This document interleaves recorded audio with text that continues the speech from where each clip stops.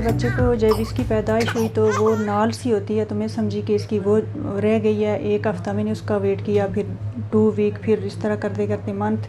सब यही कह रहे थे कि ये नोड़ू का कोई हिस्सा है वो इसका रह गया। तो काफ़ी मुझे परेशानी हो रही थी। जब इसके नोड़ू झड़ जाने के बाद ये चीज़ रह गई तो यहाँ से फिर येलो कलर का मुआज सा निकलना शुरू हो गया। वो कुछ 1 हफ़्ता तकरीबन उसका हुआ है। उसके बाद फिर इसका ये लिक्विड निकलना शुरू हो गया, तो काफ़ी परेशानी थी। इसी तरह करते करते जब ये 44 डेज़ का हुआ तो हम इसको पिंडी लेके आए। यहाँ से फिर हमने मालूमात करके तो इधर कैपिटल डायग्नोस्टिक जो है सर उमर के पास इसको चेकअप इसका करवाया। तो फिर इन्होंने कहा कि इसकी सर्जरी होगी, क्योंकि इसका ये आंत का मसला है, अंदर तक इसका ये कनेक्शन है।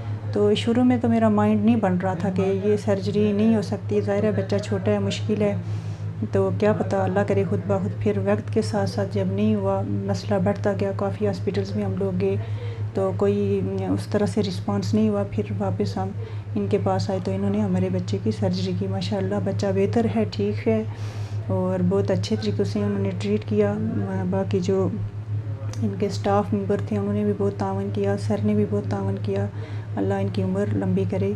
और बाकी ये है कि आज इसको मैं रीचेक करवाने के लिए लेके आई हुई हूँ। तो डॉक्टर साहब ने इसका मुआयना किया तो माशाल्लाह बच्चा मेरा बेहतर है काफ़ी हद तक। जी, ये बच्चा हमारे पास आया था with complaints of persistent umbilical discharge. इसकी जो नाफ है उससे मुसलसल पानी की तरह डिस्चार्ज आ रहा था और वो पैदाइश से ही मुसलसल आ रहा था। और जब इसको एग्ज़ामिन किया गया तो इसका प्रॉपर एक रास्ता जो कि लग रहा था कि इसका कनेक्शन आंत के साथ है और वो प्रोट्रूड हुआ था, अम्बिलिकस से इसकी नाफ से बाहर निकला हुआ था। जब उस रास्ते में वो कंट्रास्ट डाला गया, दवाई डाल के एक्सरेज लिए गए तो उसका कनेक्शन आंत के साथ इस्टेब्लिश हो गया और इनको फिर सर्जरी एडवाइस की गई। इसके वर्कअप के बाद इसको सर्जरी एडवाइस की गई और इसकी हमने एडमिट किया, ऑप्टिमाइज़ किया और फिर इसकी सर्जरी करके वो कनेक्शन जो इसकी आंतों के साथ था उसको निकाल लिया गया और बाकी जो आंत थी उसका आपस में कनेक्शन बहाल कर दिया गया, उसको एंड टू एंड एनास्टोमोसिस करके। और इसका जो पेटेंट वाइटलो इंटेस्टाइनल डक्ट थी उसको रिमूव किया गया।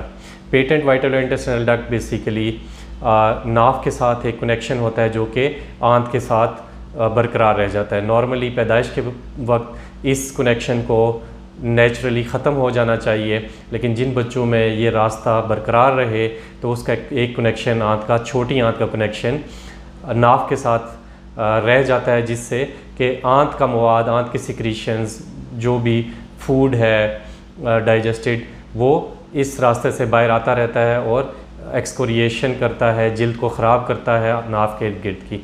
और इसका वाहिद हल इसकी सर्जरी ही है। सर्जिकली इस रास्ते को रिमूव करके इस रास्ते को बंद कर दिया जाता है और आंतों की कंटिन्यूटी आपस में बहाल की जाती है।